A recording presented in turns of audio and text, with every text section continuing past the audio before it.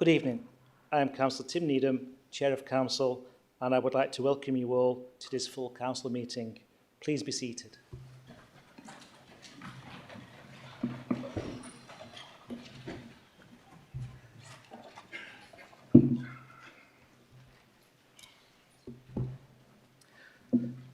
This meeting is proceeding on the basis that all elected members have read their agenda papers and understand the business on today's meeting. We are not expecting a fire practice, but in the event of hearing the fire alarm, please leave the chamber, turn right, proceed down the stairwell, through the emergency exit onto the ground floor. Please assemble in the public square in front of Cast, beyond the fountain. Anybody with mobility issues should wait in the refuge area near the lift and use the intercom to call for assistance. This meeting will be recorded and published on the Council's YouTube channel. By entering the Council chamber, you are accepting that you will be recorded and your images will be retained and broadcast by the Council. If anyone is intending to record or film any part of today's meeting, please ensure that this does not disturb proceedings. Please ensure mobile phones are switched to silent mode. Thank you. So we'll move on to this evening's agenda. Item 1, apologies for absence. I have received an apology for absence from Simeon Waller. Is there any other apologies? Yes, Chair. Councillor Lee Sammett. Thank you. Has anybody else got anything to say? Okay, thank you. Item 2, to consider if the public and press are to be excluded from the meeting. There are no exempt items on today's agenda, and I welcome the people from the public who have attended today to play part in the democratic process. Welcome, everybody. Item 3, declarations of interest. If anyone has any interest in any item on today's agenda, please can they declare it now or as soon as it becomes known to them. Has anybody got any declarations? Okay, thank you. Can I also ask any members who may declare an interest to complete and submit the declaration of interest form to one of the governance officers after the meeting? Thank you. Item 4, minutes of the council meeting held on the 23rd of May 2025. There is one amendment to draw your attention to. Councillor Nick Pritchard has been recorded in the minutes as Lee Pritchard. Sorry, Councillor Pritchard. We will ensure this is amended to read Councillor Nick Pritchard. Subject to that, do we agree that they are a true and accurate record? Is that agreed? Thank you. Item 5, announcements. I have an announcement to make. I would like to pay tribute to the people of Doncaster who have been recently recognised in the King's Birthday Honours List. Huge congratulations to Bill McHugh, the Council's Culture Transformation Lead, who has been awarded Member of the Order of the British Empire, or MBE. This is bestowed for services to local government, heritage, and to the community of South Yorkshire. Beverly A.D. Morgan, Lead Business Analyst at the Development for Work and Pensions, who receives an MBE for services to people affected by dementia. Dan Fell, CEO of Doncaster Chamber, has been made an MBE for services to business and the economy of South Yorkshire. Paul Tarn received a knighthood for services to education. Paul is the CEO of Delta Trust, who run a number of schools in the Doncaster area. Michael Mills, Governor of HMP Hatfield and Young Offender Institution, was awarded the OBE for public service. Colin Grace has been awarded the British Empire Medal for his services to young people in Doncaster. Congratulations to all on their honours, which are a well-deserved recognition for the wonderful work they do for the city of Doncaster and across our communities. Thank you and congratulations. Okay, thank you. Carrying on with announcements. Mayor Jones, do you wish to make an announcement? Yes, please, Chair. Thank you. I would like to make an announcement on the airport. Colleagues, I'd like to provide you with the latest update in relation to Doncaster Sheffield Airport. The Gainshare decision is due to go to the South Yorkshire Mayoral Combined Authority Board in early September. Of course, I can't predetermine the decision, but it certainly does look positive, and I'm pleased that Oliver has signalled that through the ongoing assurance works that the builds confidence to provide a credible update to the MCA board. We continue to see misinformation spread by some, especially on social media. So let me be perfectly clear in relation to airspace. The Civil Aviation Authority have announced the full removal of the airspace surrounding DSA. This will enable the redesign of the airspace and, where appropriate, reinstatement of any of the previous airspace to suit our requirements. We are already progressing with the aerodrome certification and airspace change process, with Tracks and Cirrus mobilised and working at pace. Our airport will be for freight and passenger aircraft, as previously stated. Anyone who suggests otherwise is simply lying. Current works on the fire station and Hayford House are nearing conclusion, and the preparation of the air traffic control has begun. Procurement for the air-ground lighting and radar and fire apparatus have commenced.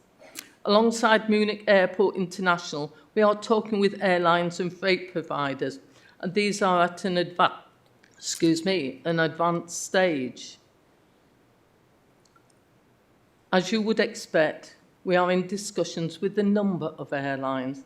Of course, I can't name them until everything is signed. The plan remains to reopen Doncaster Sheffield Airport in spring 2026. There, of course, remain a number of interdependencies.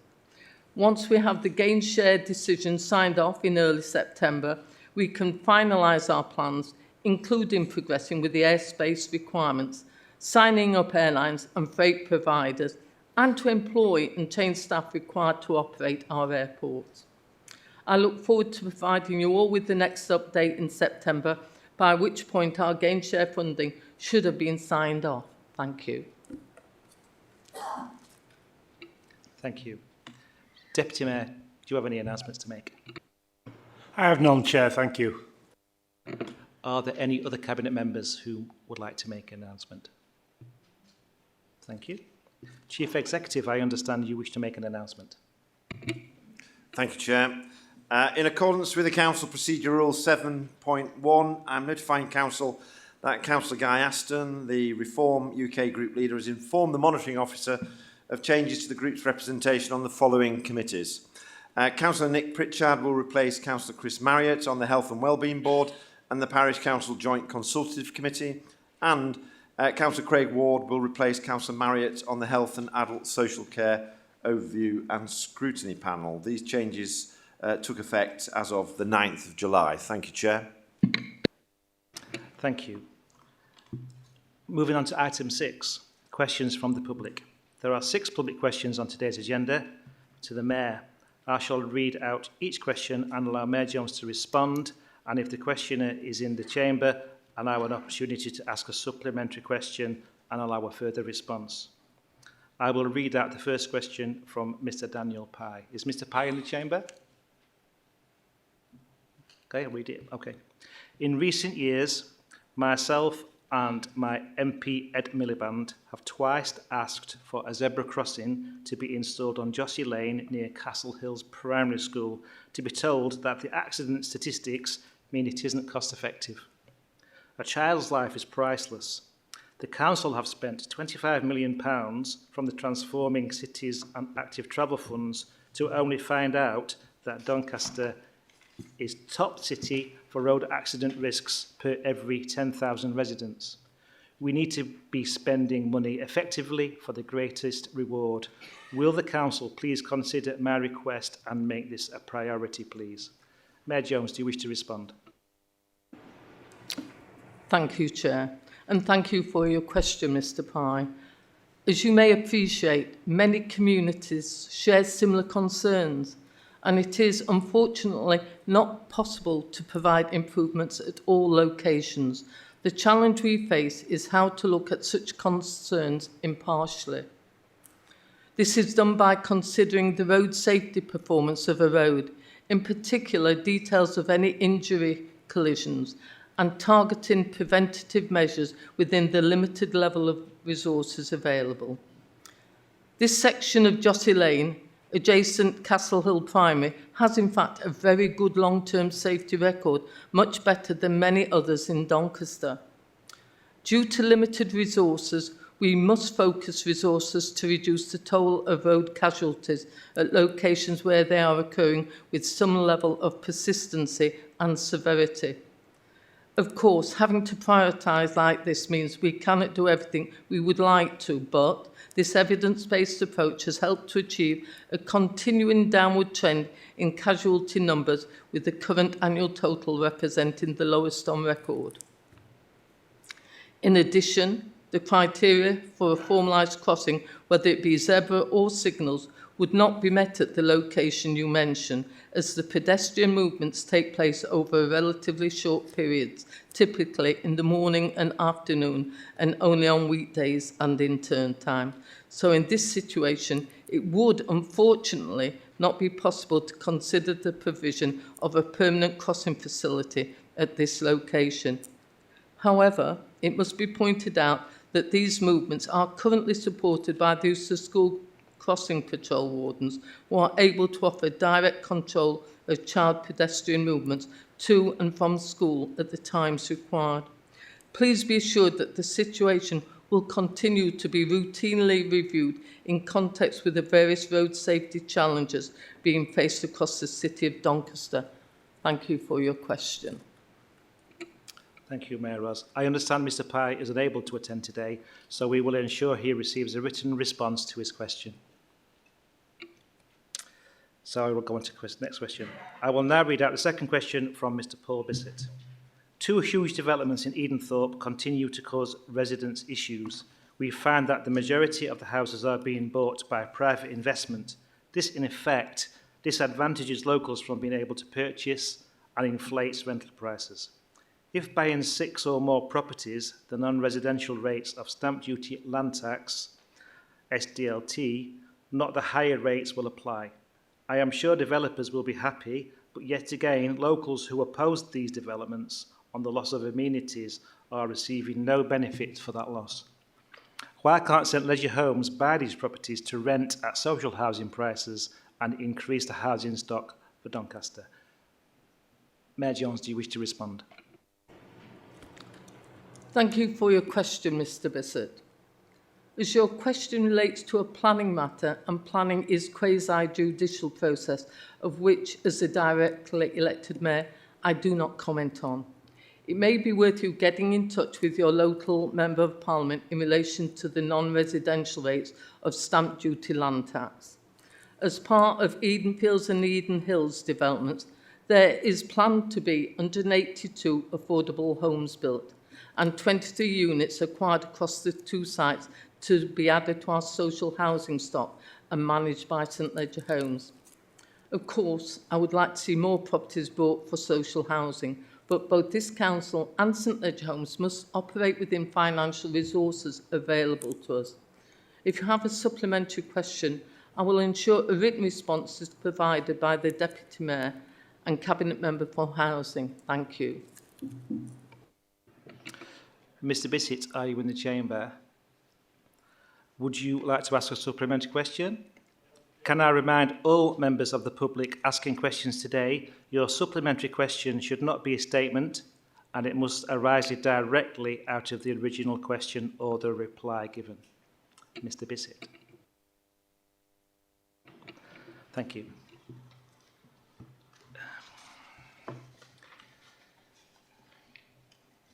So thank you for your question. I will now read out the third question from Mr Steve Merriman. A recent report, 2024-25, Q4 Finance and Improvement, considered by both Cabinet and overview and scrutiny, said in order to cover a 2.7 million brackets 24-25 year-end budget overspend, the Council reviewed a number of specific earmarked reserves with a view to repurposing balances no longer needed for the original purposes. For example, COVID-19, £0.32 million, Stronger Families, £0.5 million, Adult Social Care, £0.32 million.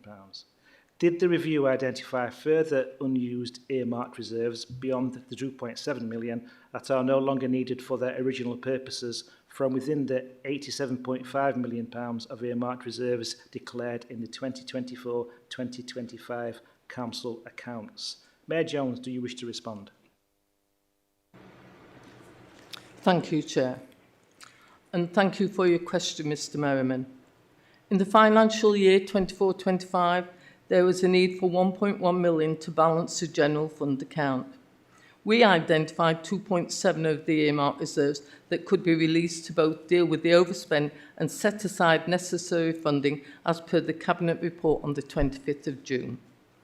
We have not identified other reserves that can be released, but we will continue to review reserves, and details of any further reductions will be included in future quarterly finance performance improvement reports. Thank you for your question. Thank you. Mr Merriman, are you in the chamber? Okay, thank you. Would you like to ask a supplementary question? Okay, thank you.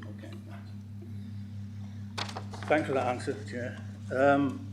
My follow-up question is connected to the first one. It is about public information on reserves in the year-end accounts. Can you hear me, by the way?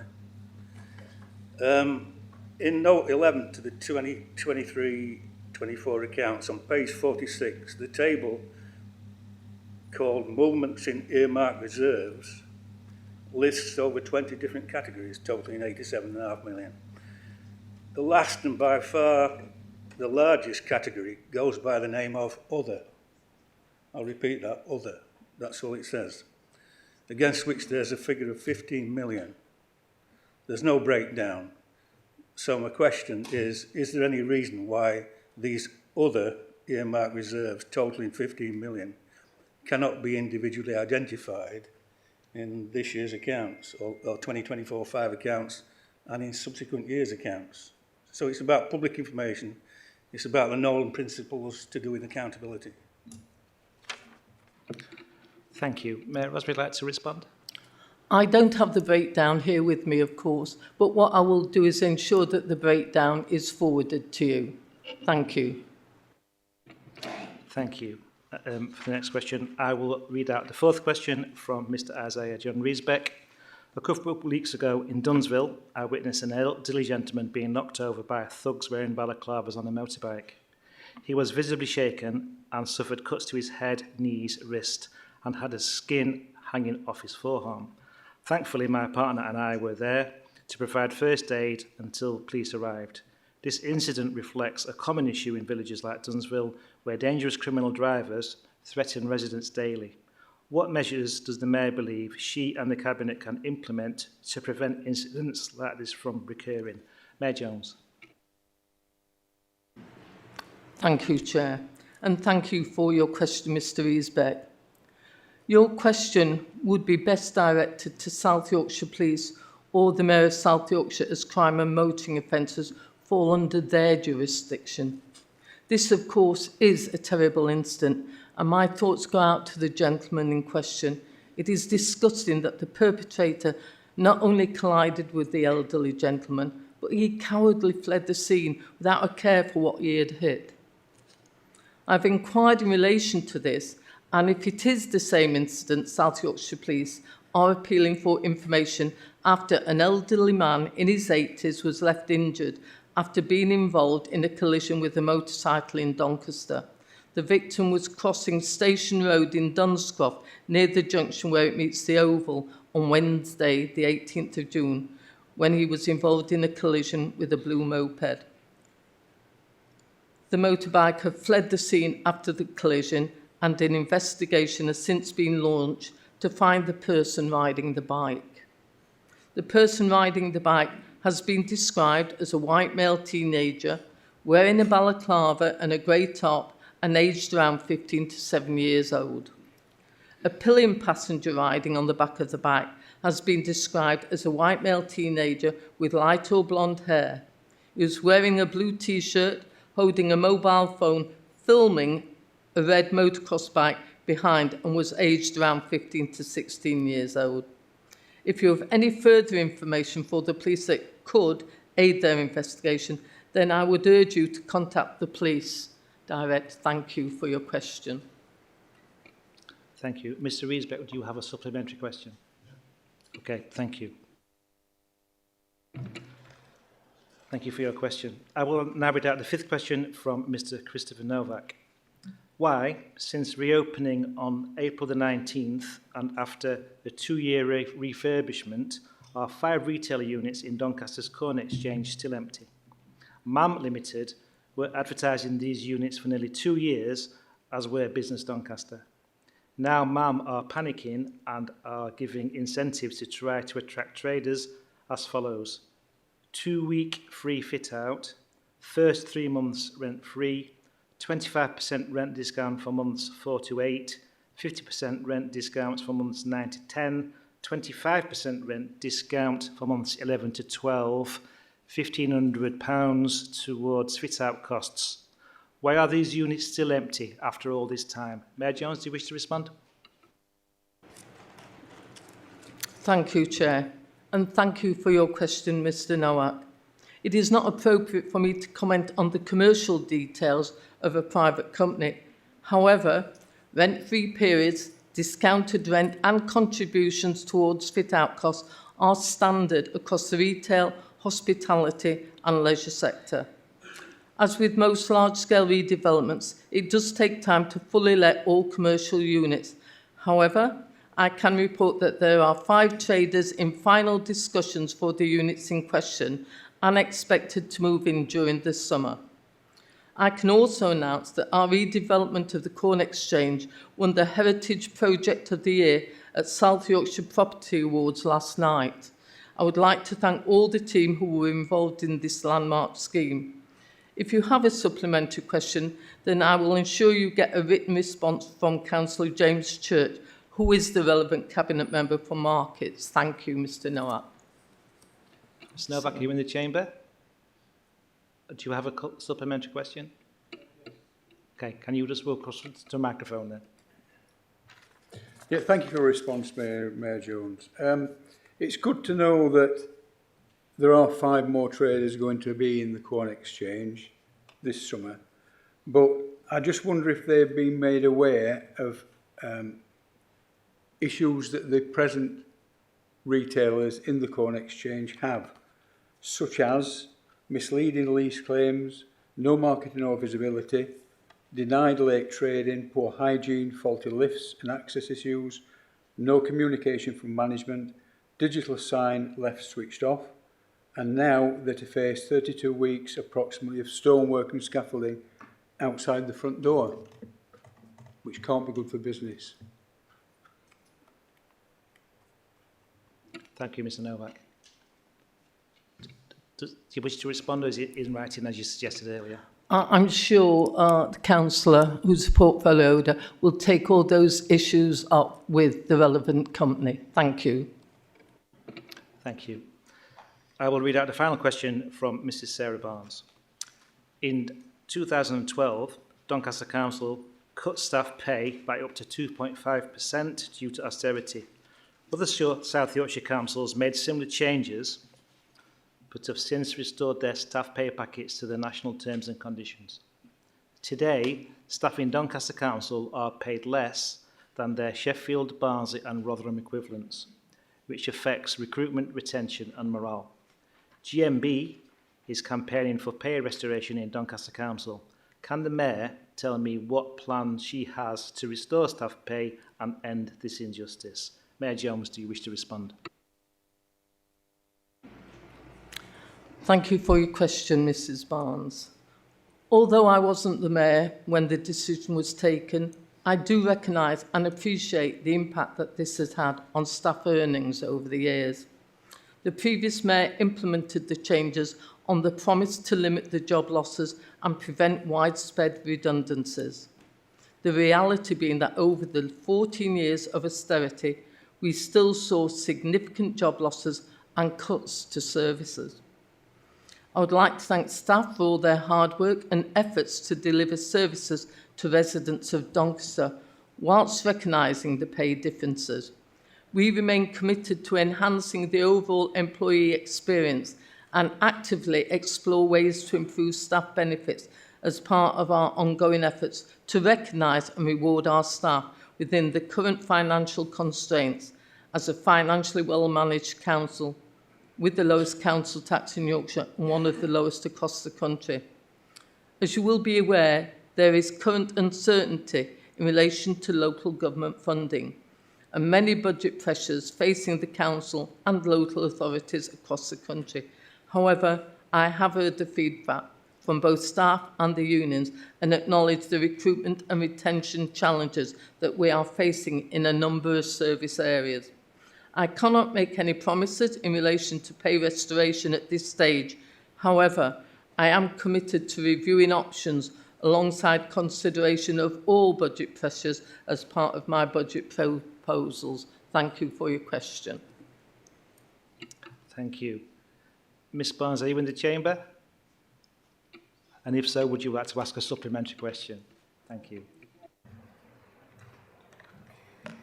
Thank you, Mayor Jones, for your answer and for acknowledging the challenges that lower pay creates in Doncaster Council.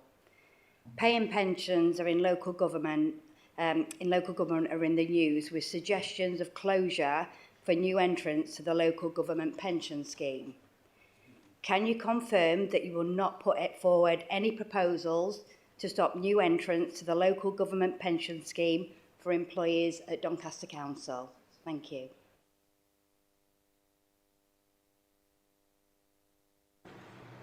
Thank you, Mayor.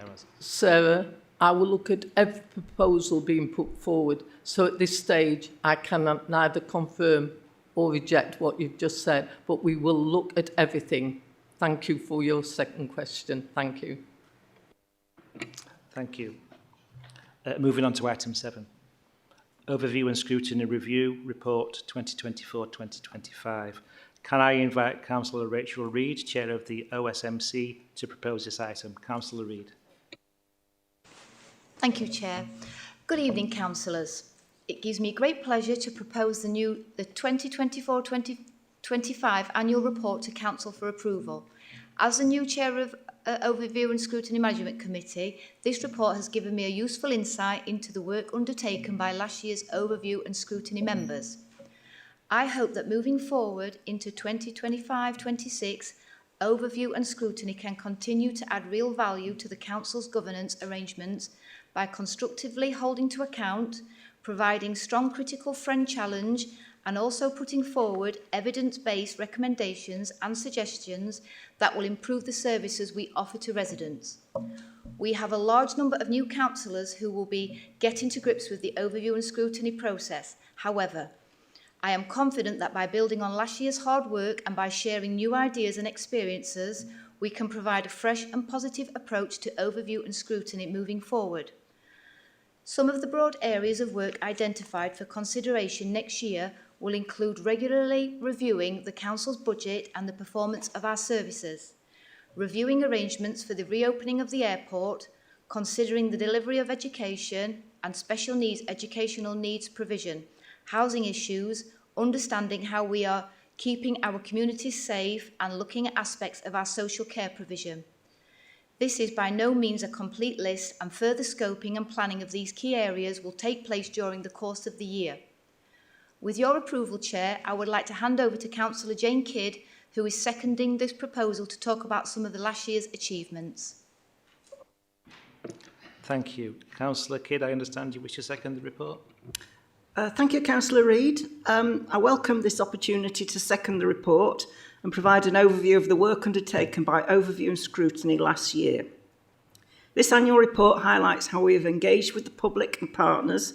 People with lived experience are the most important people for us to consult with, and we do consult with partners outside of the council, which I think is a real strength of scrutiny. We've held decision makers to account, which has included inviting cabinet members to meetings to field questions, contributed to policy development, and provided an opportunity for members to consider issues they feel are important to residents of the borough. To give you a flavour of some of the achievements included in the report, I'd like to identify a few highlights from OSMC in each of the panels.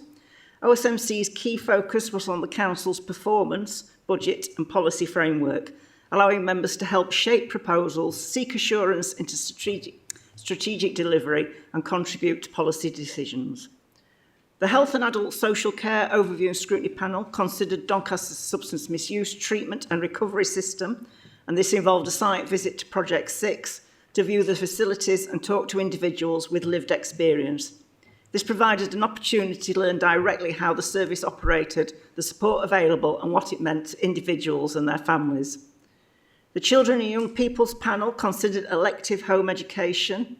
This meeting provided an opportunity for members of the public to attend the meeting and talk about their reasons and their experiences of educating their children at home. This gave the panel a greater insight and understanding of this issue. The Community and Environment Panel reviewed the wider partnership approach to tackling crime and disorder across the city. Whilst recognising there was still more work to be done, the panel noted there were strong partnership arrangements working across reducing all types of crime. The Regeneration and Housing Panel considered a number of draft policies, providing comments and feedback to help shape proposals moving forward. This included the new homelessness and rough sleeping strategy. Further work on this area is scheduled to continue as part of the 25-26 work plan. I'd like to put on record my thanks to all the members, the executive, officers, partners, and the public who attended and contributed to our meetings last year, and especially to the chairs and vice chairs of the panels. I look forward to contributing to another successful year working with Overview and Scrutiny colleagues. Thank you. Thank you, Councillor Kidd. If any member wishes to speak on this item, please indicate by pressing the button on your console once. Councillor Cobby. Thank you, Chair. I want to add my thanks to the Governance, Members, Legal and Democratic Services team for their work last year in supporting the Communities and Environment Scrutiny Panel, which I was chair of. We had a variety of discussions, as Jane touched on important issues that impact our city, from road safety to the review of race contracts. We welcome several partner organisations who I also want to add my thanks to, who fed into the committee's reviews, enabling the panel to scrutinise operations and to understanding their roles in our communities. I look forward to supporting the committee again this year as Vice Chair and being able to continue the work we achieved last year. Thank you, Councillor Cobby. Councillor Khan. Thank you, Chair. I'd like to also thank all the council team who helped me during my time as chair of the committee, and especially the councillors who contributed so much to that panel and made it so worthwhile and vibrant. The work that we did around the homelessness strategy, the work that we did around the markets and MAM, and it's work which is ongoing and continuing, and I'm really pleased that I'm still on that committee and I'll continue to input in the same way. Thank you, Councillor Khan. Does anybody else wish to speak on this matter before I offer Councillor Reid a right of reply? Councillor Reid? Thank you, Chair. In presenting this report to Council, I would like to echo Councillor Kidd's comments and thank everyone who has participated in the overview and scrutiny process last year, and hope that we can continue to work together for the benefit of our communities. If there are any suggested issues or reviews for consideration at future scrutiny meetings, please remember to contact myself, the scrutiny chair, or the officers, and we can look at how these can be accommodated within our programme. Thank you. Thank you, Councillor Reid. It has been moved and seconded that the Overview and Scrutiny Annual Report 24-25 be received and noted. Is that agreed? Thank you. The Overview and Scrutiny Annual Report 2024-25 is approved. Moving on to item 8, motion on notice. Can I ask Councillor Jason Charity to introduce the motion to the Council proposing a revised flag policy and protocol? Councillor Charity. Thank you, Chair. Doncaster faces its biggest financial crisis in a generation. So why are we talking about flags? Because leadership isn't just about budgets, it's about identity, unity and trust. We have a Senate budget in crisis with a 37 million black hole, an 8.3 million overspend in adult social care, an airport stalled and public services stretched to their limits. Some will say we have bigger issues than Excuse me, flags. Councillor Charity, may I just ask you to just adjust your microphone so that it's recorded properly? Yeah. Thank you very much. Some will say we have bigger issues than flags. They're absolutely right, we do. But let's be really clear about responsibility. The executive has presided over this financial situation. Full council cannot fix these problems. That power rests with the mayor and her cabinet. But there is something that we can do. We can set civic standards, we can signal a cultural reset, and we can show leadership where it matters, and frankly, it's long overdue. This motion is about ending the politics of division that has crept into our civic life. The current flag policy doesn't unite, it divides. It picks winners and losers from our communities. It's the current policy that does the banning, making overt choices about which causes deserve recognition and which don't. My motion removes that discrimination, one flag, the union flag, representing everyone equally. Some may question my motives. This motion reflects what residents across Doncaster have told us repeatedly. They feel their national identity has been pushed aside in favour of cause-specific flags. This isn't party politics, it's listening to people. Others may say this disrespects our veterans. Councillor Hughes, who seconds this motion, served 6 years in the British Army and 25 years in the police. Our armed forces wear the Union flag on their uniform. They defend it. They are laid to rest with it. To suggest our national flag dishonours veterans is to fundamentally misunderstand what they fought for. There is no greater honour than having our national flag flying proudly on civic buildings. Some may propose a compromise, flying our national flag alongside others. But the moment we add another flag, we're back to making political choices.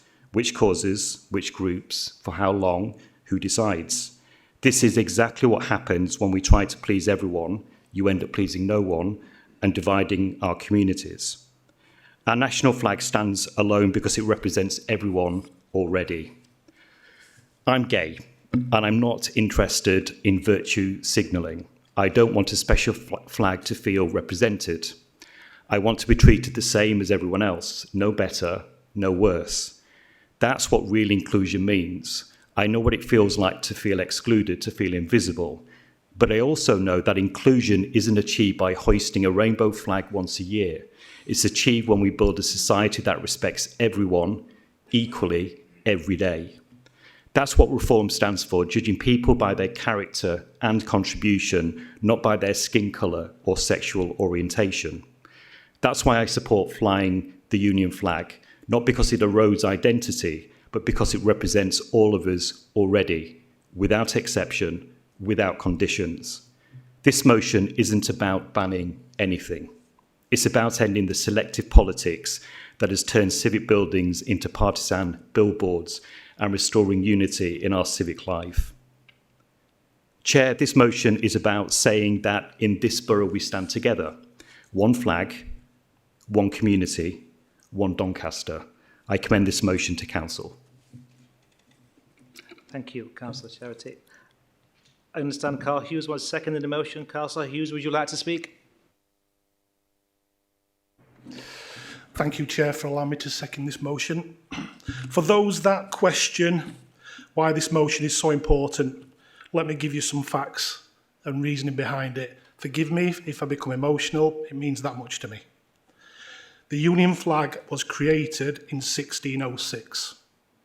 In World War I and World War II alone, over 2 million military deaths occurred for those fighting under the Union flag, including members of the Commonwealth countries.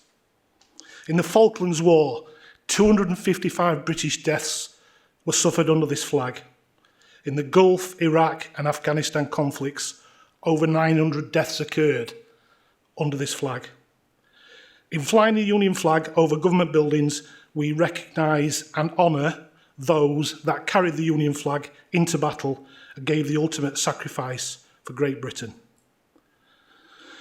I have personally pledged an oath of allegiance to the Queen and country twice in my life, as a soldier and police officer. both times in the presence of two items, the Union flag and a portrait of Her Majesty the Queen. I understand that if needed, I will be prepared to give my life to save the lives of others, as millions of military and police personnel have done before me over time. There are many other ways to recognise the County of Yorkshire, Armed Forces Day and the LGBTQ plus community, but not by replacing the Union flag to do so. That is not the way to show respect for our armed forces, veterans, retired police officers and those still in active service. Ask yourself one question. When military and police personnel are killed in the line of duty, which flag adorns the coffin when they are laid to rest? It is the Union flag, and that is why I feel privileged to second this motion. Thank you, Councillor Hughes.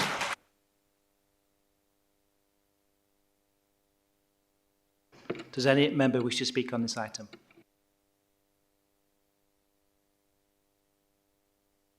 Councillor Farmer.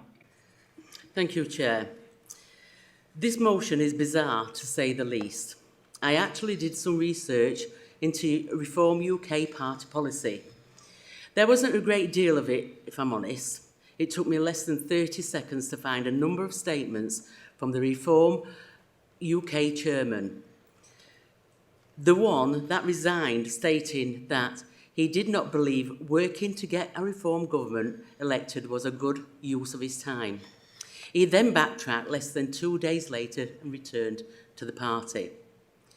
So in relation to the National Reform UK flag policy, at first they said only the Union flag and the St George flag should be flown. Then changed it to include county flags. And then following a kickback, the policy was again tweaked stating that an exemption would be made for the Armed Forces flag. The motion before us today from the local Reform councillors doesn't even match their National Reform UK policy. This motion talks about political neutrality. What is not neutral about flying the Yorkshire flag for Yorkshire Day? The Armed Forces flag for Armed Forces Day, or even the English flag of St George? Let's delve into it a bit further and deeper. Whether by intention or by accident, this motion proposes to ban the green flag being flown in our parks, which receive green flag status. It also bans the use of flags apart from the Union flag in our parks and green spaces. This means that community events held in our parks wouldn't be able to fly their flags, such as the Pride flag. This would also mean that sports teams wouldn't be able to display their flags, even display the English flag of St George. This motion talks about shared identity. Well, I'm proud of my Doncaster identity, I'm proud of my Yorkshire identity, and I'm proud of my country, and I'm proud of our armed forces, and also I'm proud of being gay, right? Unfortunately, I wasn't allowed to join the armed forces or the police force due to my sexuality back in the day, but my pride flag represents me today and says our gay community can join the armed forces and live a better, inclusive, diverse life. Thank you. Thank you, Councillor Farmer. Councillor Cobby. Thank you, Chair. As a Town Ward Councillor, I am proud of the activity and venues within the ward, which host a variety of flags highlighting achievements, marking significant events and celebrating the identity of our residents. From celebrating the green space achievements of Elmfield Park and Townfield, which groups such as Townfield Community Group have worked significantly hard for the past year, to remembering the fallen and thanking veterans for their contributions to this country by flying the Armed Forces flag near to the cenotaph on Bennett Fort. As a Doncaster Rovers fan and season ticket holder, I was ecstatic to see the Rovers promoted and win League Two this year. So therefore I support the Rovers flag flying high in celebration at any event they succeed in. Along with the St George's flag, supporting the England women this year in the Euros. Hopefully we win this one. I stand in solidarity with the LGBT plus community and look forward to celebrating Pride again, taking place in the world with the Pride flag. And also, as my colleague mentioned, we are approaching Yorkshire Day on the 1st of August, and there is no other better way to mark the day by flying the right rose. Therefore, I do not support this motion. Thank you, Councillor Kirby.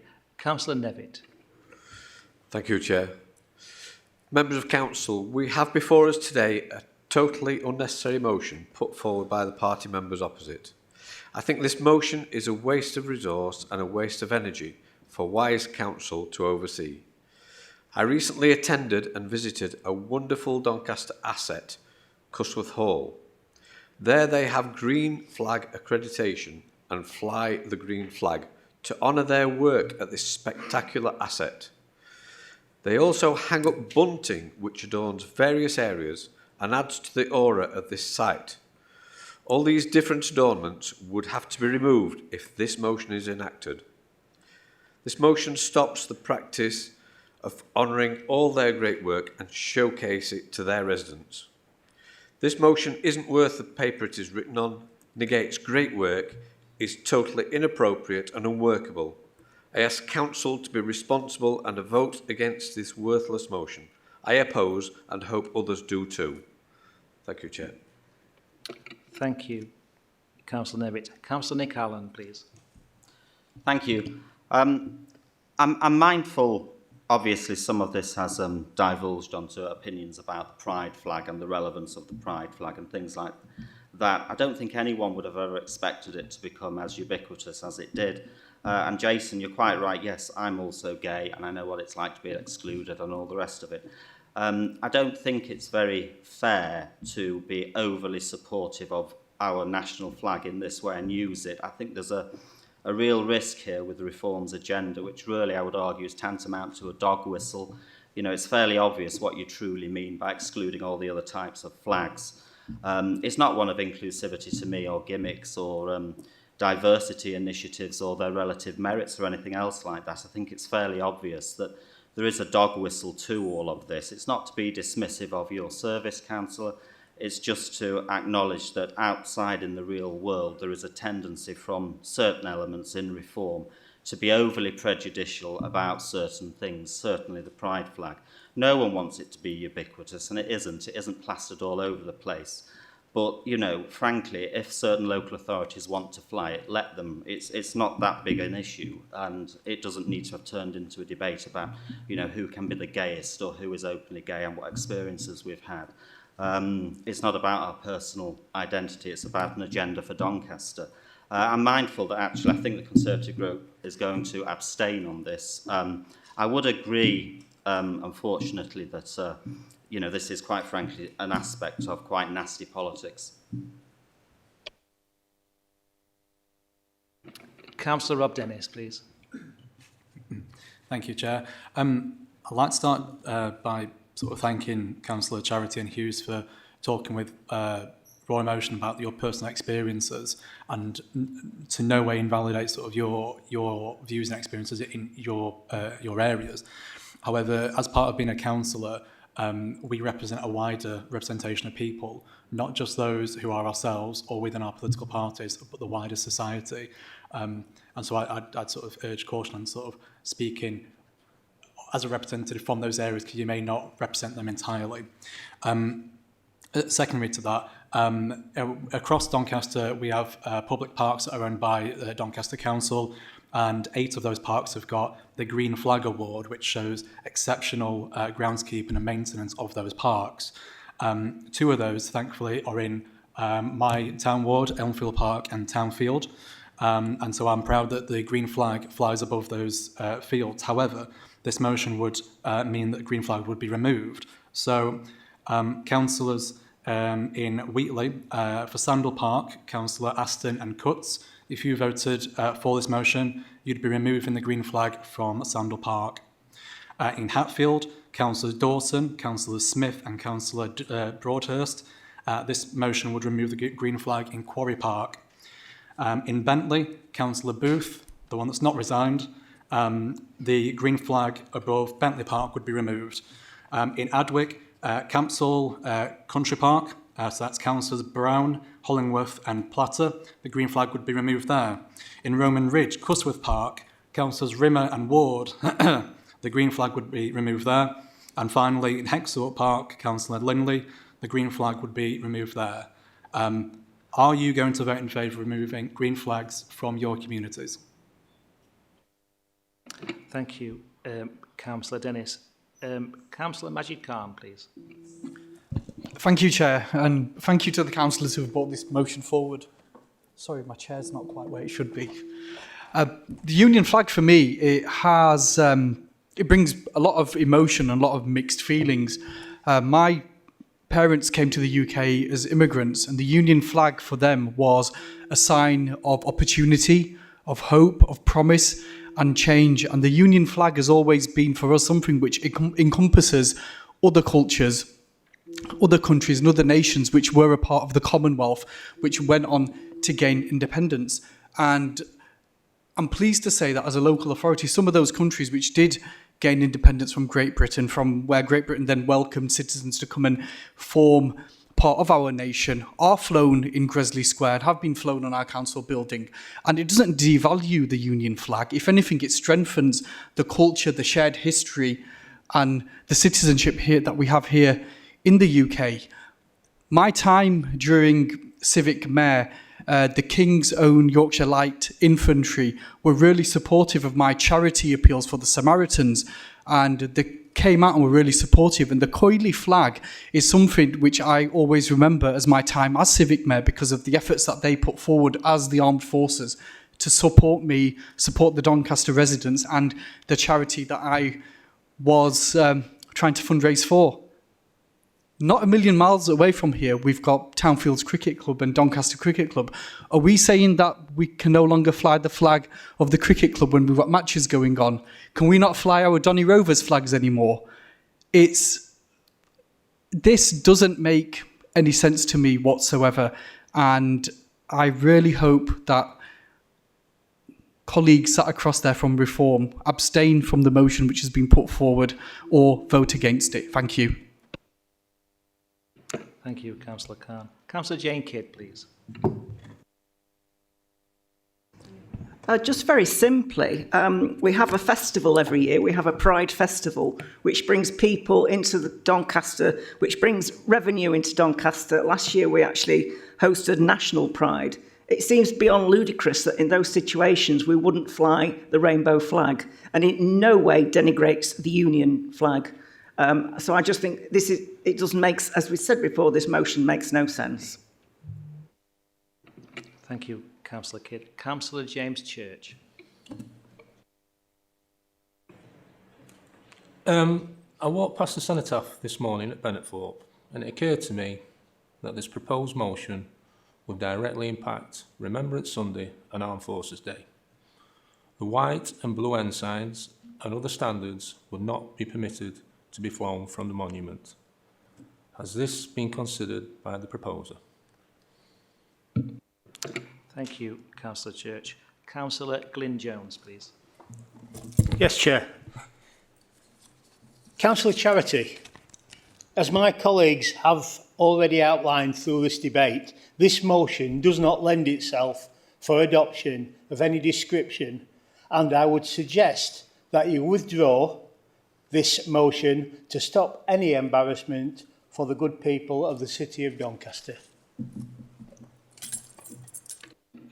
Thank you, Councillor Jones. Mayor Ross Jones, would you like to speak? Thank you, Chair. I don't think this motion has been thought through. It lacks respect for our armed forces and for our patron saints. Can you imagine the case where we would turn around to event organisers using any of our council land or buildings and saying to them that you wouldn't be able to display on council land and buildings the flag of Ireland for a St Patrick's Day event or the Yorkshire flag for Yorkshire's Day event? What about England's women winning Euros this summer? If we won, would we say That can't be flown either. Should we really turn around our football fans and say, sorry, we can't display the flag of St George on council land and buildings because our colleagues, Doncaster Reform councillors, see it as not politically neutral? Come on, get real. There is no need for this motion. You simply could have sent me an email of which the answer would be the same. So let me be perfectly clear. Whether this motion is passed or not, I will not be revising our flag protocol.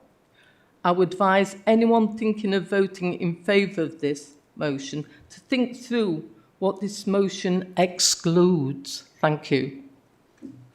Thank you, Mayor Ross. Does anybody else wish to speak? Councillor Howard Rimmer, please. I'm just asking a question that there has been 2 speakers for the motion and 9 against, all the Labour Party. So can we have another 7 speakers from this side, or shall we just get on and vote? It's entirely up to people if they wish to speak. It's open to everybody, so if people want to, they can. If they don't want to, then that's entirely up to them. So, but thank you for that. Councillor Charity, would you like to exercise your right of response? Thank you, Chair. I'm very grateful. And I respect all views in this chamber. But I also respect the people that I speak to when I door knock. And I think there is an element of people living in an echo chamber thinking that these different flags represent the whole of this borough. They don't. The Union flag is the flag that represents every single person in this borough. We're getting a situation where we pick losers and we pick winners by being selective about flags. And it's not disrespecting any particular cause. They all have their own merit. But we make a conscious decision not to fly certain flags. You speak to the people who get declined and they can't have their flag flown on a civic building. They think that there's value in their flag, but we say no. So we do make discriminatory decisions about which flags we fly and which we don't. I am passionate about this motion, which I will not withdraw. And I believe it creates a level playing field across this borough. We have one flag, we have one community, we have one Doncaster. It is that simple. And if my fellow sort of councillors on the other side really speak to Doncaster people, they will hear what we hear when we door knock. That's all I'd have to say. Thank you, Chair. Thank you. We shall now move to the vote. Can I remind members not to press your buttons until I have opened the vote, and please be aware that your vote will not count when the vote has been closed. Please either press a green button for yes, a red button for no, and a white button to abstain. I am now opening the vote.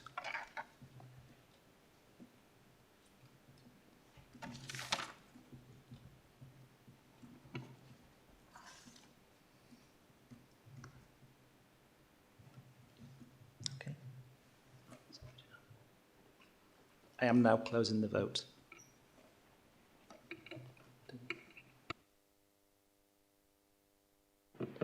So we have 32 in favour, 2 abstentions and 14 against. Sorry. Oh, it says 2 on the bottom, sorry. It's in the fold of the screen. 6 abstentions. The motion, therefore, is carried by 32 to 6 to 14. Thank you. Moving on to item 9, questions by elected members.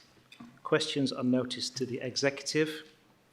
There is one question on notice at today's meeting from Councillor Jane Cox to Mayor Ros Jones. I shall read out the question. Can the Mayor please define an open airport for the purpose of Chapter 5, Policy 6 of the local plan? Mayor Jones, would you like to respond? Thank you, Chair. And thank you for your question, Councillor Cox. In relation to Chapter 5, Policy 6 of the local plan, my understanding would be that the airport is already open with the likes of 2XL already operating from the airport. Chapter 5, Policy 6 of the local plan concerns itself with planning matters in relation to the airport and not operational matters. If you require any further clarification, I would suggest that you direct this to Councillor James Church, who is the relevant Cabinet Member for Planning. Thank you. Councillor Cox, would you like a supplementary question? No, thank you. The Mayor's answered. Thank you. Now we come to part 2 of item 7, questions without notice. Please use the button on your console to indicate if you wish to ask a question. That's your red button. Please don't touch your button again, because governance staff will make sure that it's turned on and off. Otherwise, we get into a crazy situation where people press the button all the time. Okay, so thank you. First question is Councillor Ian Emmanuel. I can't say it, I'm so sorry. Yarn. Yeah, Yarn, sorry. I apologise. I will learn to say your name properly next time. Please accept my apologies. That's absolutely fine. Thank you, Chair. This is a question for the Mayor. In light of nearly 100 resident objections to the Alverley Lane development, and my own, as well as my constituents, concerned about the loss of value green space in Balby South, what are the Mayor's specific measurable actions and timelines for increasing the quantity and accessibility of protected green spaces in Balby South by 2027?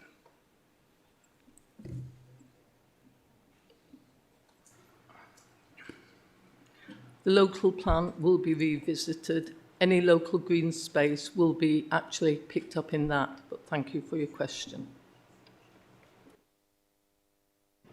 Okay, thank you. Councillor Squire. Um, Oh, sorry, apologies. I need to offer a supplementary. Is there a supplementary question? Yes, actually, Chair, thank you. What green spaces? When the local plan is revisited, as we're being required to do and amendments looked at, it will look at all green spaces and ensure that they are appropriate, and it will be coming before the Council's chamber for approval.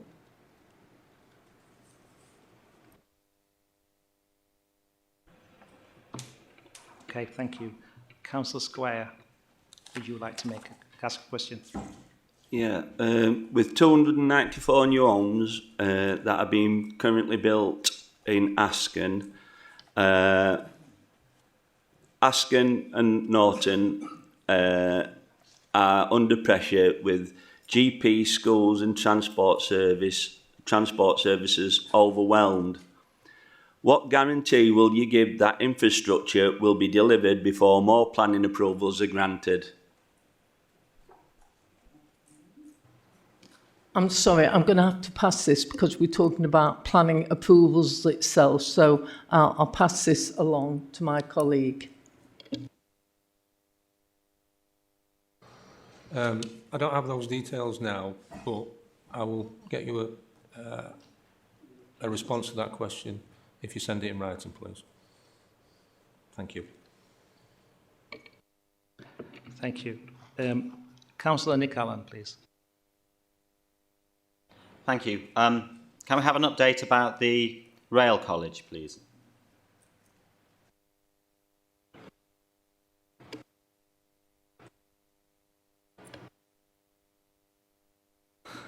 Thank you. I'm on now. Thank you.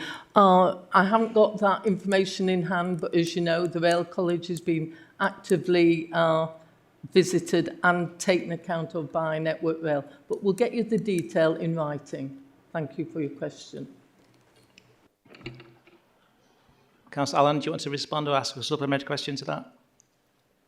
Yes, I do. Thank you. Obviously, not just to me personally, but also all councillors. We were promised an update, so would that be circulated to all members?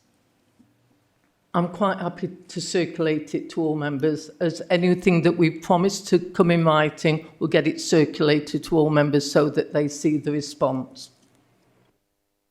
Thank you. Councillor Rimmer. Question for Councillor Farmer.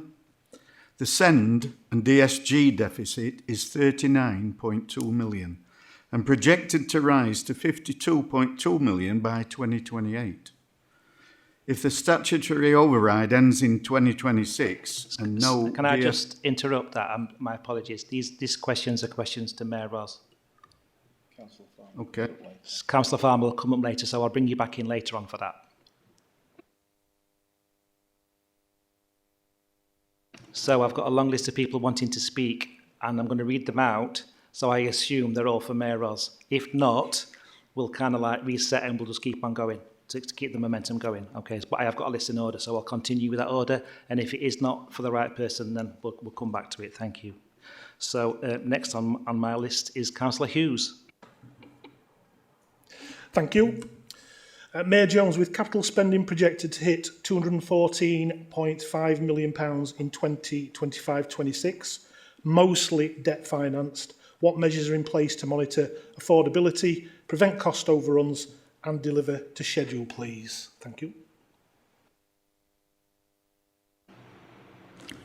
All capital monitoring goes to everyone. It goes to Overview and Scrutiny Management Committee every quarter, and they're monitored on a monthly basis and come forward on a quarterly basis. So it will actually demonstrate that. We always monitor it to ensure that we're within the amounts of monies allocated, or look to see if we need to move resources. We do that in order to deliver the capital priorities. So they will be coming on a quarterly basis. That's what we've got in place. And we've got officers' due diligence that actually ensure they all comply. Much of the funding is coming from the MCA, and the other is debt charges. Most of the debt charges that you'll see down there actually cover our council house spend.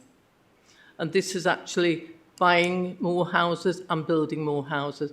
But of course, you'll see those on a quarterly basis. Thank you, Councillor Hughes. Would you have a supplementary? Thank you so much. May I now invite Councillor Charity to ask a question?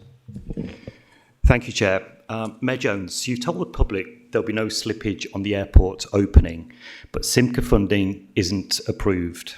There's no published detailed business case, detailed delivery plan, or project governance. So here's the choice.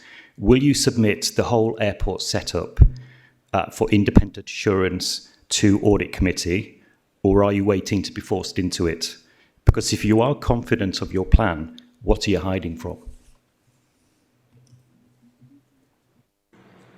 There is no hiding at all.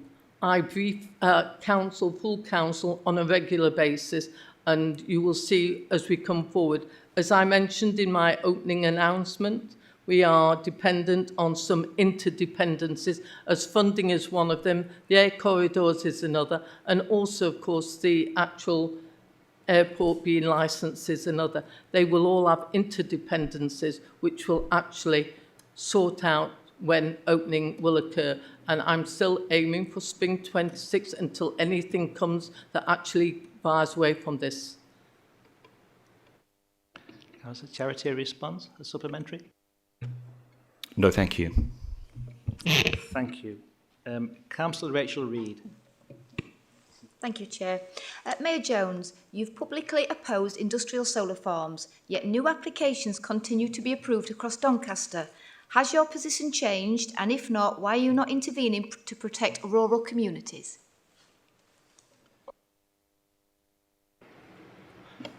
I publicly oppose solar farms, the large-scale solar farms. I believe solar panels should be on roofs to actually go forward with that.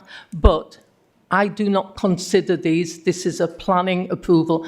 And when the very large solar farms being put forward, it's a national agreement. So I don't veer from what I've said publicly before. Councillor Reid.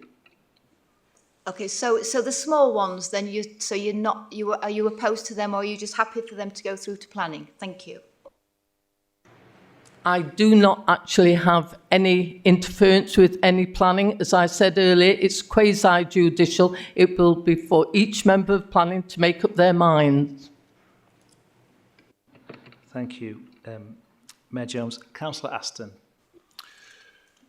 Mayor Jones, during the recent election, expectations were set, with me too, because I was a frequent Donny flyer, loved the airport, but expectations were set that residents could go on vacation from Doncaster Airport in 2026. Now, I understand that holiday airlines have recently published their summer 2026 brochures indicating that the landing slots at places like Izmir, Heraklion and other airports are now taken. So it begs a question. If we have aircraft at Doncaster next summer, where will they be flying to? You're asking me to actually come up with confidential negotiations, and we will be talking with numerous airlines. I'd love to be on one last week. I'm very open and honest. I want it open as soon as possible, but I cannot tell you where they'll be flying to or from. Thank you for your question. Councillor Aston, thank you very much. Councillor Brown, please. Thank you, Chair. Mayor Jones, Leeds Airport is set to open a new £100 million passenger terminal, whilst Eden Midlands Airport is preparing to double its cargo capacity by adding 4 new cargo areas, which will make it the largest cargo airport in the UK. How does the Mayor anticipate this increased competition will affect the plans for developing Doncaster Airport? With the advice we're being given, all advice that goes to our relevant officers will take everything into account that comes forward in order that we can still show we can produce a viable South Yorkshire airport city. Thank you. Councillor Brown, do you have a supplementary? No, that's good. Thank you, Chair. Thank you very much. Councillor John Reid, please. Mine is for Councillor David Levitt. So move me on, Okay, please. thank you. We'll come back to that one then. Thank you. Councillor Jane Cox. Finningley Ward councillors originally asked about putting a defibrillator in Finningley Village in 2023. The council did not then have a defibrillator policy. I asked you, Ross, in January 24 to see if we could hurry this along. We're all on May 25 and I sent a chase email. This policy was finally signed off in June 25. 18 months to produce an 11-page defib policy. And guess what? We can still put Christmas decorations on lampposts, but not defibrillators. To quote the policy, CDC will not permit attachments to any of its existing street lighting assets. Will the Mayor commit to asking her Cabinet member to revisit this policy, as it is just not acceptable? I would ask them myself, but no one seems to be able to tell us who covers which area at the moment.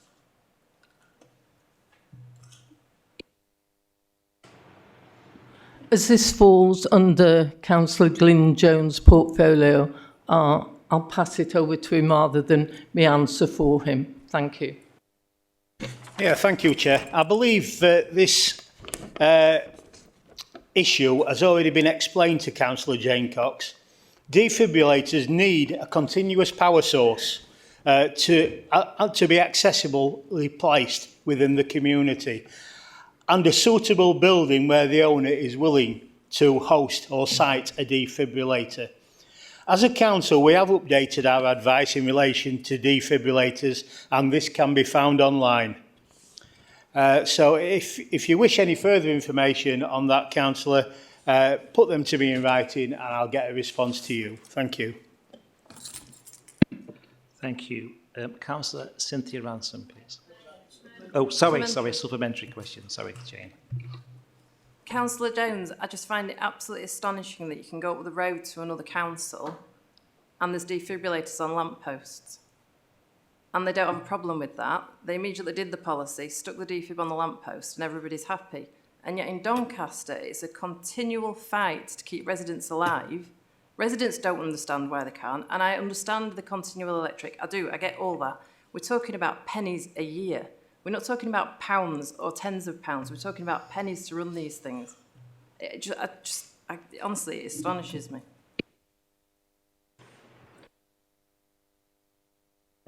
As I said, Chair, I will urge officers to get a written response on this. As I said, Councillor Cox has been fully briefed on this matter before and continues to roll with this particular proposal. Thank you.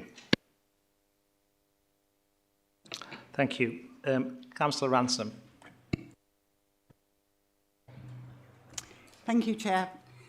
Mayor Jones, the last 8 years you had a majority of Labour councillors.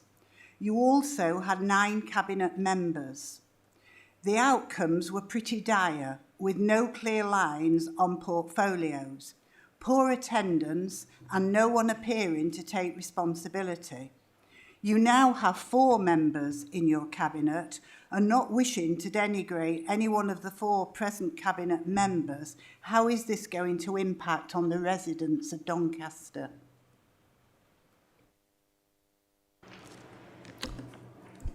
Our party, like your party, lost many really good councillors. I believe that the election was fought on national lines, not local lines. We will always endeavour to deliver for the whole of the people and businesses of Doncaster. And therefore, we have done the numbers that allow us for 4 cabinet members, along with the relevant representation on different committees. And therefore, I hope it doesn't impact, but we will actually endeavour to continue to work alongside each and every one to deliver for our residents and our businesses. I have not got a crystal ball, the same as you haven't. We will actually go along and see how things go. And if we have to move things from one portfolio holder to another, we will, in order to deliver. But thank you for your question. Do you have a supplementary question, Councillor Ransom? Chair, thank you. Okay, thank you. Councillor Chris Marriott, please. Thank you, Chair. Mayor Jones, given the previous delays in funding for our airport that we all wish to see reopening, concerns have been raised by auditors Grant Thornton in November of last year to the Chief Executive and then made public in February of this year regarding concerns over the full use of the devolution funding for this project. And considering that the major company Munich Airport International has shown little or no willingness to invest, and the recent comment from South Yorkshire Mayor Oliver Coppard in the Yorkshire Post, quote, "It is still a big if as to whether Doncaster Sheffield Airport will reopen." Could you please clarify? If gain share funding is not forthcoming, or it is lower than is required to fund Doncaster Sheffield Airport, what other avenues of funding will you seek? And if there are none, will you seek greater council funding at the expense of other important issues such as SEND, adult social care, housing and community service? Thank you.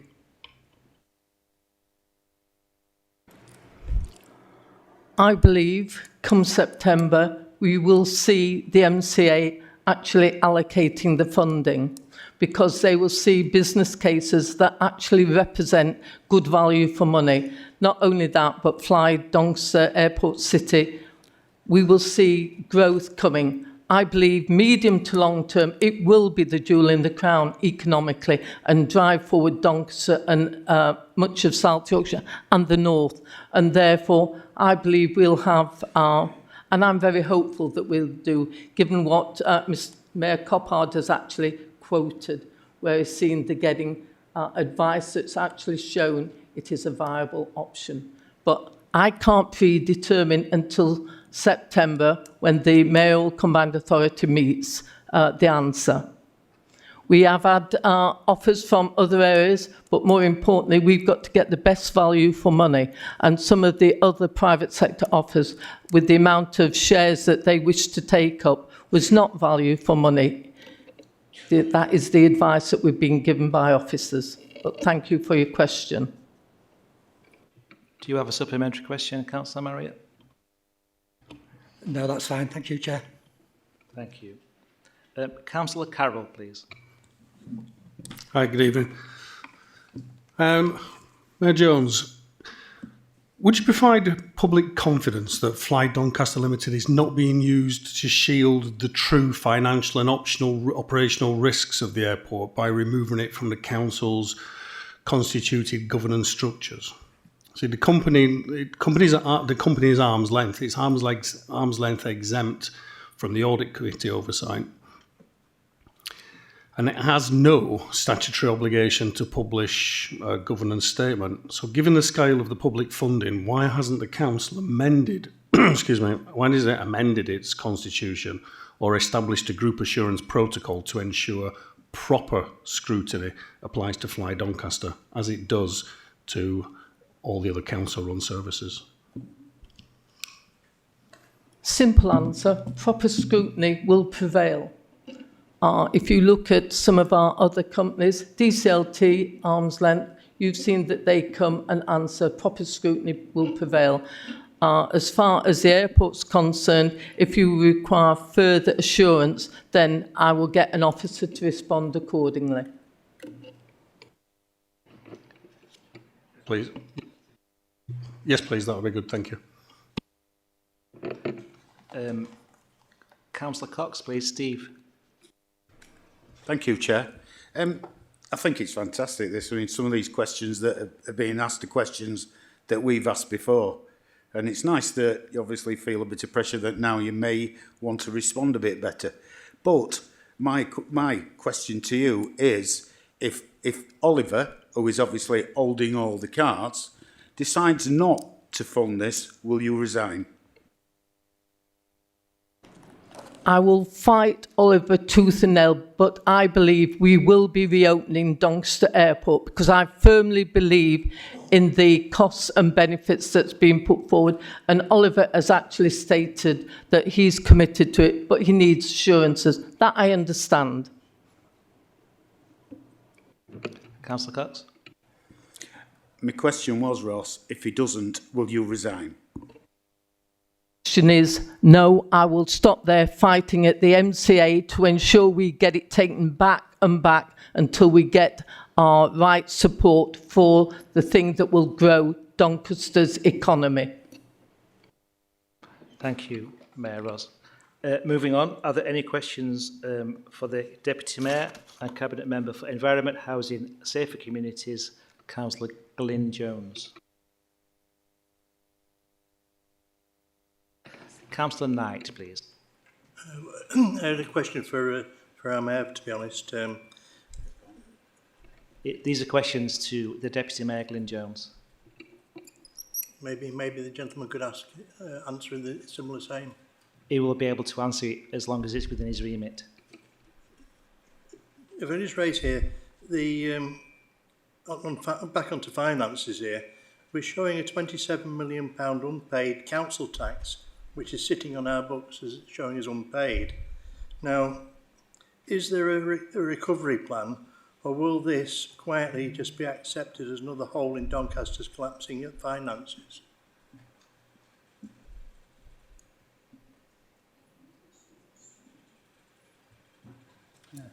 I believe that there are recovery plans, and wherever possible that we do try and recover all our costs, all our outstanding monies. Unfortunately, sometimes people disappear and they are difficult to turn up. But they do generally turn up, and we will get there eventually. And unfortunately, if we don't, things are written off after a certain amount of time. I don't know what that is because I'm not a finance person, but I'm sure that one of the officers who operate within finance would be able to tell you more detail on that. Thank you. Do you have a supplementary? Yes. If I can please ask that that I get a response on the length of time that these are held before they're classed as a bad debt.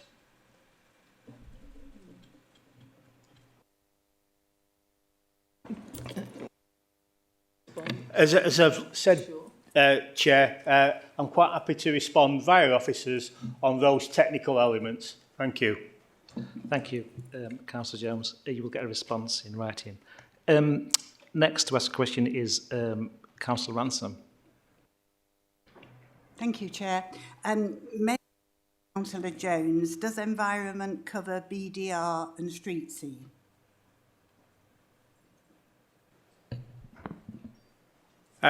Yes. 18 months ago in this chamber, the question... Is it? No, it's not supplementary, sorry.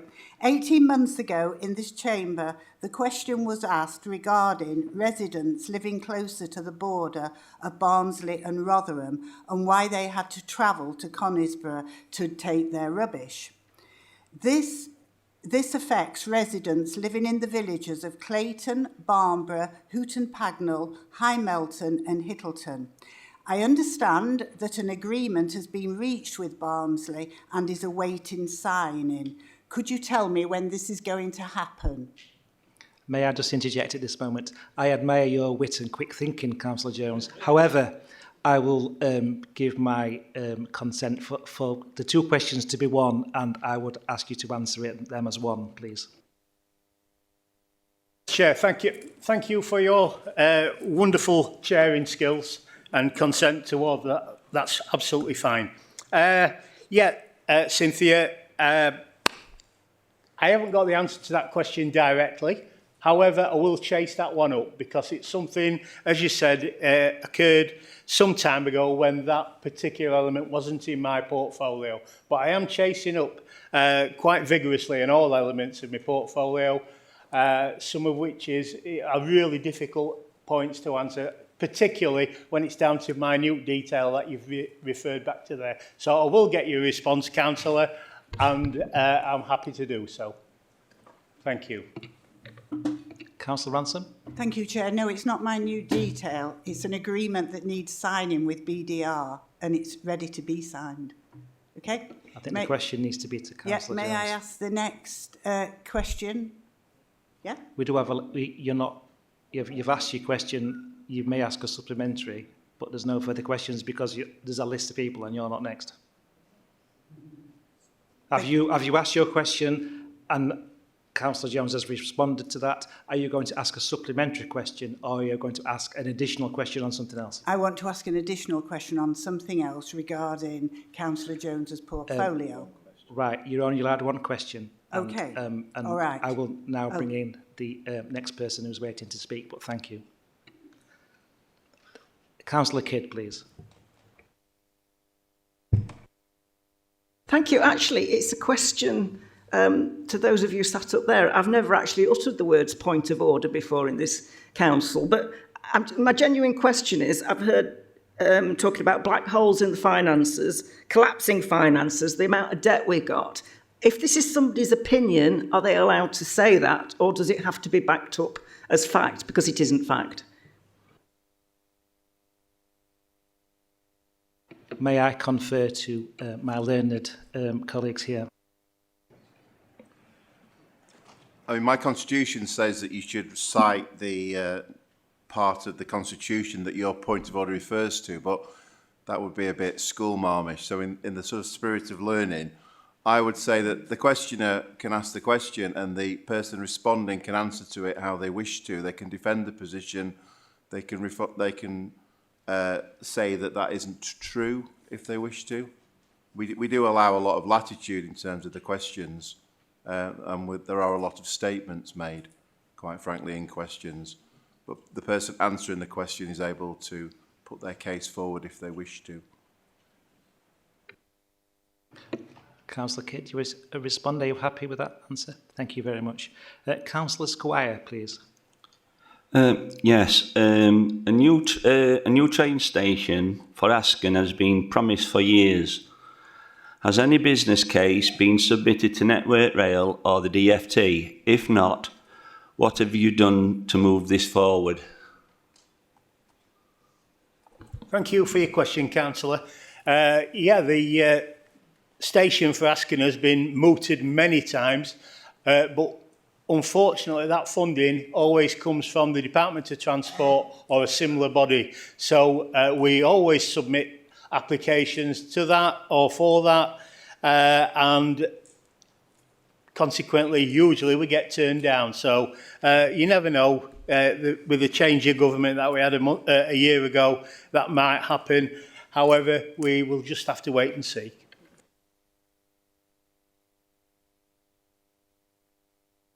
We have acquired the land should it be come to fruition. Councillor Squire, do you have a supplementary?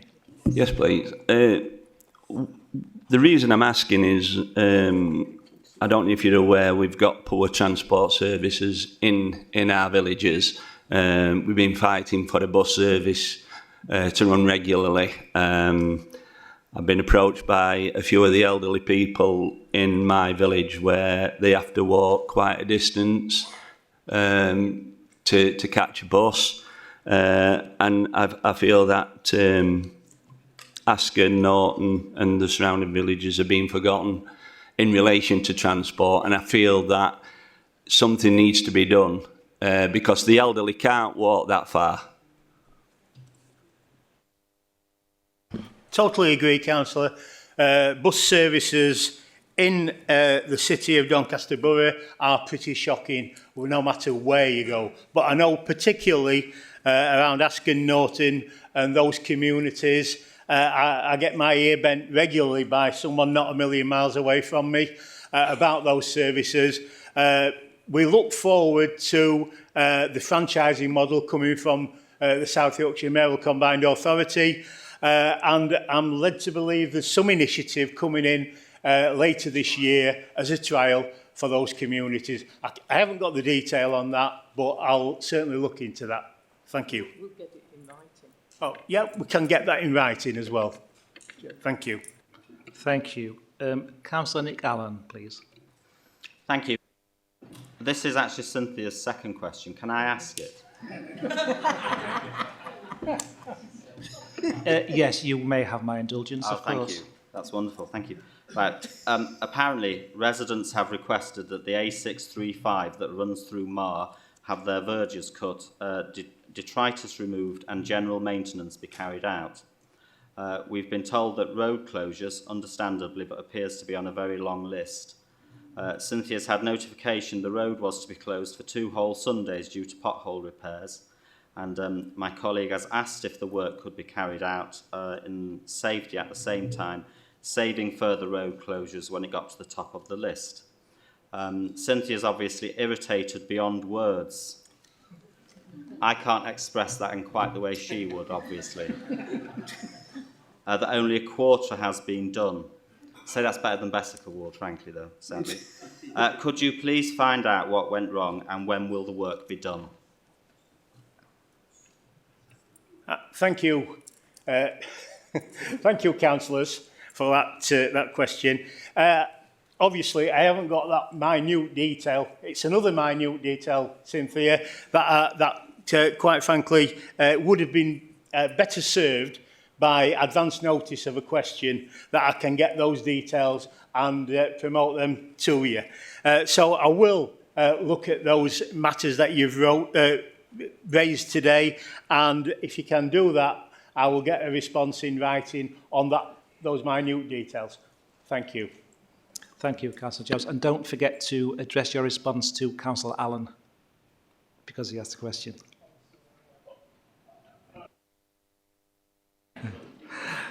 Thank you. Oh, Mayor Raz. We would circulate all answers to all members, so it will arrive with you irrespective of who's asked it. Okay. Thank you. Thank you. I was bringing a bit of light-heartedness into the chamber there. Apologies for that. Councillor Khan. Does the Deputy Mayor agree with me that despite the doom and gloom, the talk of black holes, debt, and overall a very rainy picture, Mayor Ros Jones has done a fantastic job as Mayor, despite Tory austerity, despite the cuts that we've sustained, despite the fact that other local authorities have gone into administration and Doncaster's continue to prosper. Does Deputy Mayor Glyn Jones agree with me on that point? Yes. However, I would commend that the Mayor has done an absolutely marvellous job. There's nobody that can put a candle to her with regard to finance and the observation and the minute detail that finance actually takes. So, yes, we are in a good place, Councillor, and thank you for your question. Councillor Khan, do you have a supplementary? Thank you. Councillor Rimmer, please. Can I direct this to Councillor Farmer? Or is it to No, it's Mayor to Jones? Councillor Glyn Jones, Deputy Mayor. Okay. The SEND/DSG deficit is 39.2 But million. can I ask you to reserve this question for Councillor Farmer and not to Councillor Jones? Thank you. Just ask your question again when we get around to questions for Councillor Farmer, and you can ask your question.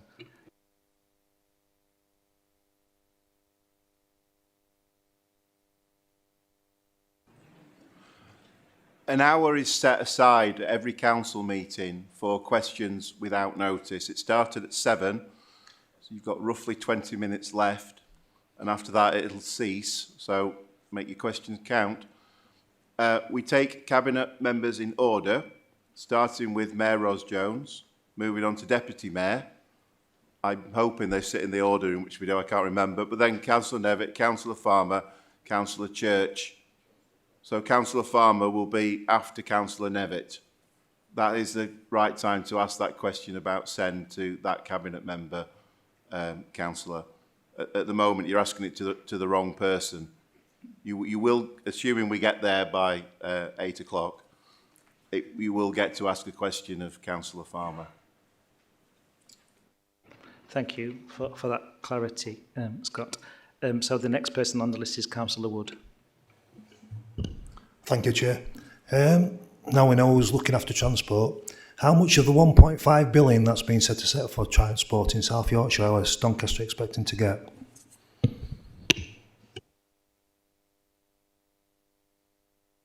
We've yet to get that settlement. However, when it does come to us and we find out that information, that will be made very plain across all areas of the council, because it's coming via Simca, so we'll know that. That's unfortunately as much as I can give you at this moment in time. Thank you. Do you have a response as supplementary? Yeah, can we have an understanding what proposals we're going to be looking at spending money on for Doncaster? We've already heard about the airport, we've heard about Asken train station. We know that Finley is going to need a train station if it's going to be successful as an airport. So can you give us an idea of what you're going to be asking money for, please? We'll bring the list. We'll bring the list to you, Councillor, and circulate that. That gives you a really good idea of what's happening with regard to those finances. And it does come through the MCA. Okay.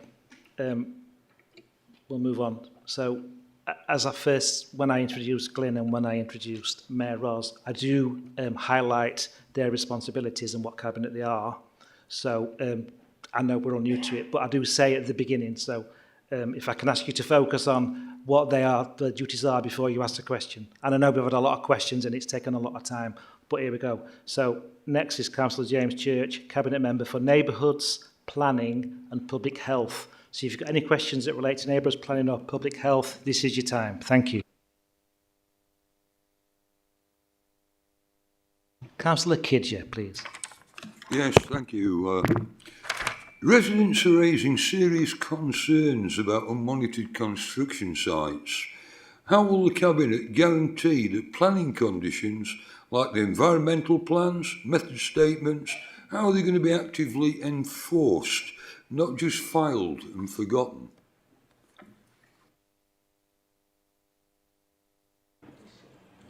Thank you for your question. Funny enough, I have quite a few of these issues in my own ward. If you send me any particular details, I will get you a full answer. If you send it in writing, please. Is that okay? Councillor Kidger, do you have a supplementary question? Well, I'd just like to say okay with the answer. I think if you had a chat with a number of residents that have active construction sites on and also proposed construction sites on, the method statement and the environmental plan is a major concern to them. Thank you, Chair.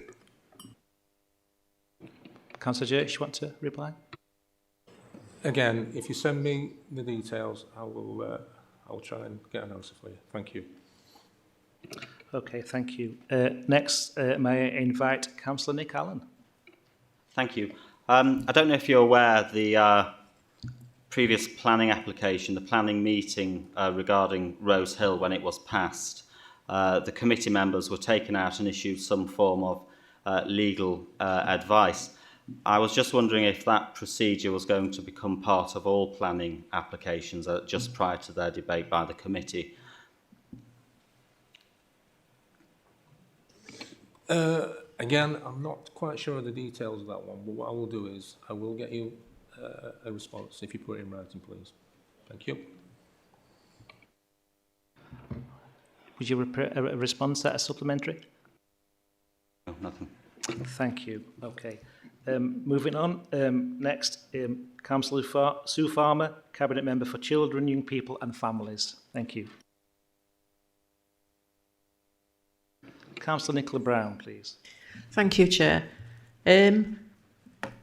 Councillor Farmer, what steps is the council taking to ensure that local children are given fair and timely access to their nearest secondary school, particularly when families have lived in the catchment area for many, many years and face significant challenges with alternative placements that are far from where they live?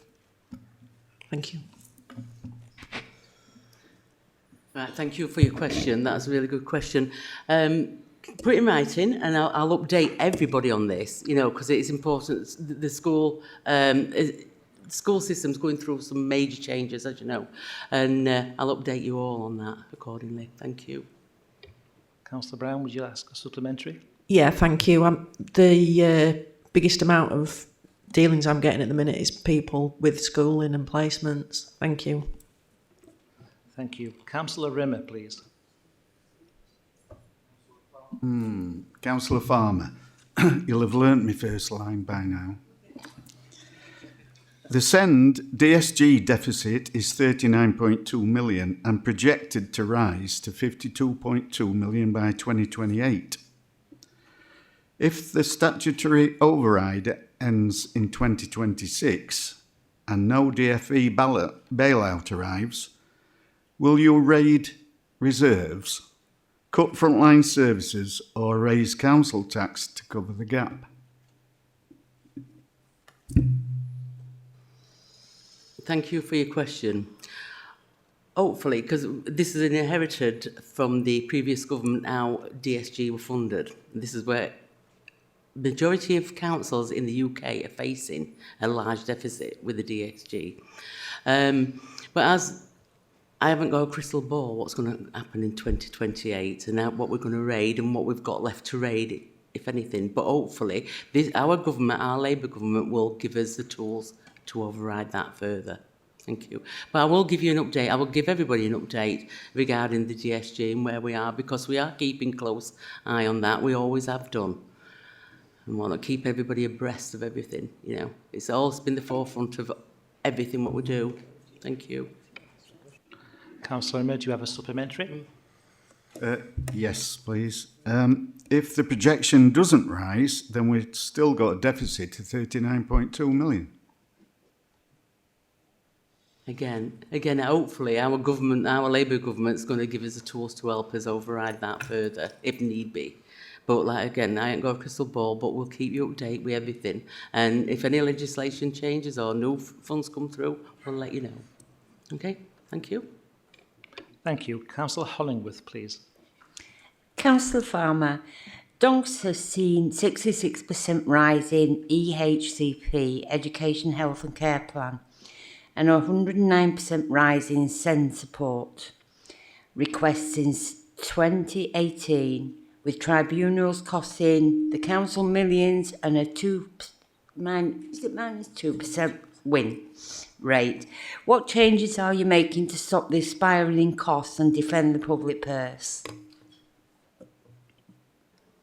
Thank you for your question. And again, I would like that in writing, and I will respond accordingly with, give you a full, all members, a full update of where we are. Thank you. Is there a supplementary?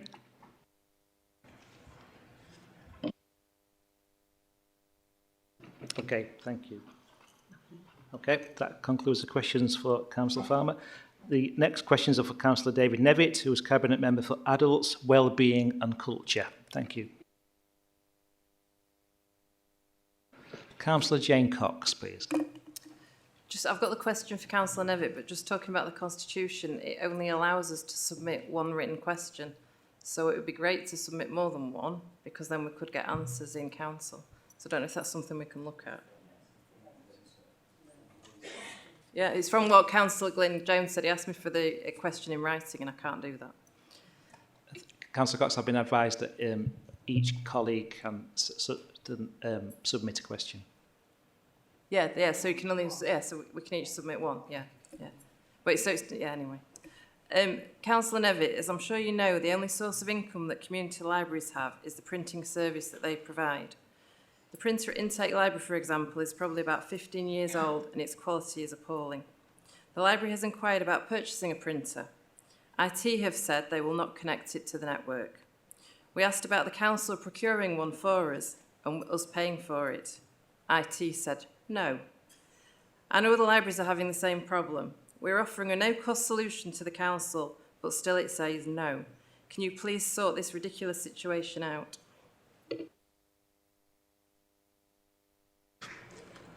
Thank you, Councillor Cox. ICT and Digital and the Library Service work closely together to ensure the required equipment is functional and available for use, including printers. CDC has a dedicated community network for libraries. We are working to upgrade all the desktop PCs and install Windows 11 to comply with cybersecurity standards. We do encourage a culture across the council for devices to be repaired where possible. In addition, there is a planned printer refresh programme, and devices identified at the end of life are replaced on an ad hoc basis when required. During the previous 12 months, 7 printers across various libraries have been replaced, and a further order has been placed, which is being progressed. If the specific printer in the library you mentioned is not covered by the replacement programme already, we could liaise with the relevant library and procure a printer on their behalf. We are not aware of any such requests to date. If you provide me with the details, we can look into the inquiry. As a council, we are unable to support printing devices that have not been purchased by this council and considered unsuitable for connection to our network. Thank you. Councillor Cox. Do you know what? So when I speak to library staff who are in the library that work for CDC, and they say, yes, Councillor Cox, that's the problem we're having across all libraries because all the printers are defunct, basically, and when they break down, we can't mend them because they're so old, there's no parts for them. And yes, you're quite right, buying one yourself, you can't do, but we can't understand either why, if you purchase one through the council, we couldn't put it on the network, they're talking rubbish to me. Because this is information that's coming from Library Services, not from Jane Cox.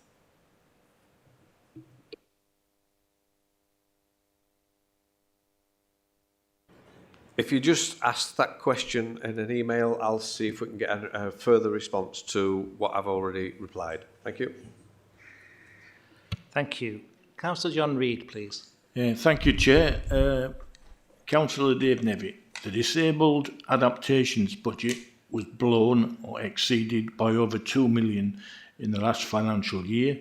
Is there a specific reason that caused this? Is there a specific person accountable? And are there any rectifications to control this again? Thank you for your question. There are a lot of people who need adaptations, and the idea is for the council to progress through adaptations to make sure that people can stay at home and live their lives as best possible, because this is cheaper than sending people to hospital or putting them in a care home. So the demand is great and it's increasing. So thank you for your question. No supplementaries. Thank you so much. Okay, thank you. That concludes the questions to Cabinet members. And now we move on to questions of chairs of committees. Are there any questions for the Chair of Audit Committee? Councillor Charity. Thank you. Are there any questions for the Chair of Elections and Democratic Structures Committee? Thank you. Are there any questions for the Chair of Health and Wellbeing Board? Thank you. That moves on to item 10. Oh, sorry. Yes, it's underneath there. The Chair of OSMC, sorry. Is there any questions for Councillor Reid? Okay, thank you. Item 10, minutes of the joint authorities. The minutes are included as a hyperlink on your agenda to enable you to view them online. These minutes are included for information and not for endorsement. Does any member wish to speak on this item? Thank you. Do I do that? Yes. Can I ask a member to move the minutes to be noted? Thank you. Is that noted? Thank you. Members, ladies and gentlemen, that concludes the business at today's meeting, and I now declare the meeting closed. Thank you.